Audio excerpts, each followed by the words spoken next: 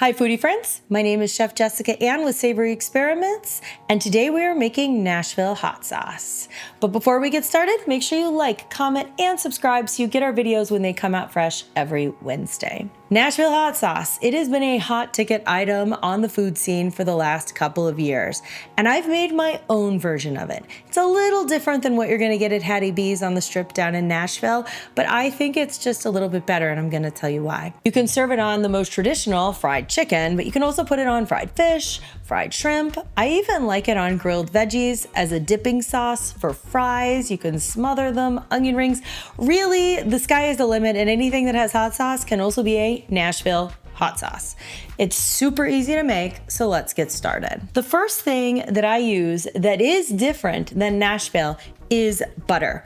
Nashville hot sauces are typically an oil based, but I don't love the oil base. So instead I'm using a butter. This is ghee, so it's clarified butter instead of regular butter. If you don't have ghee and you don't feel like clarifying it, go ahead and just use a regular stick of butter.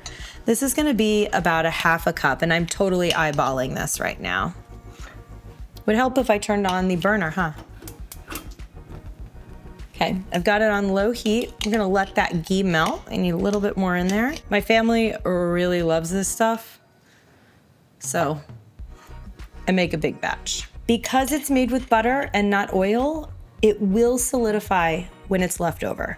All you gotta do is reheat it and give it a nice whisk and it'll come right back to life. Okay, so we've got our ghee, butter, it's melting. I'm gonna start with cayenne, which is really the heat of this sauce. We're going to do 3 tablespoons. And if you've worked with cayenne, you know that's a lot of heat. So one of the unique things about a Nashville hot sauce is that it is, get it on out of there, it is a little bit grainy. And that's what a lot of people have an issue with. I think it's one of the things that makes it the most unique. Next is light brown sugar. You can also use a dark brown sugar. It is going to balance out all of that heat to make it a little bit sweet, and the molasses is also going to play off and complement those flavors. Honey, I'm gonna use about 1 tablespoon of honey. If you get a little bit more, not a big issue. This helps to emulsify the blend and also balance out all that heat. So this is a tablespoon. I'm gonna add a little bit more because I added a little bit extra cayenne. Next up, garlic powder. I do like the garlic powder. Try to get powder and not granulated garlic. That is one of the areas where you're gonna get a little bit more grainy. Okay, we're gonna do 2 teaspoons. Okay, 2 of freshly ground black pepper, and I'm gonna eyeball this one. It's hard to grind into a teaspoon, isn't it? And 2 teaspoons of coarse kosher salt. I am eyeballing this as well, just because I don't want to stick my teaspoon with garlic powder into my salt carafe here. And now we've got 1 teaspoon of smoked paprika. Make sure it's smoked. That's gonna give you that smoky flavor and smell. Paprika is made with a red bell pepper, so it's actually a little bit sweet. It's not gonna add any more spice. It's on low heat. I'm gonna take my whisk it all together. It's not gonna be smooth, foodie friends. It's just not. That's not the way this sauce rolls.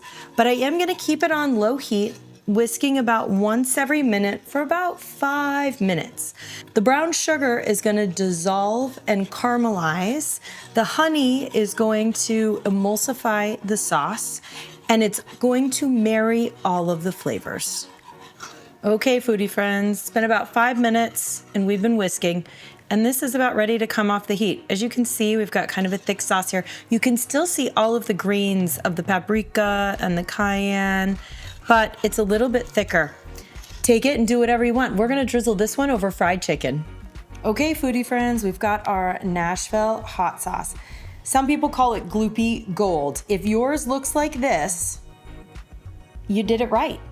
You wanna make sure it's warm when you go to drizzle it, because if it starts to solidify, it separates, A, and B, won't go on so smooth.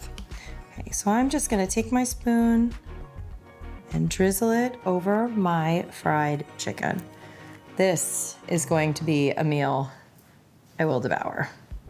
It smells hot. Okay, and there you go. From my kitchen to yours, Nashville hot sauce.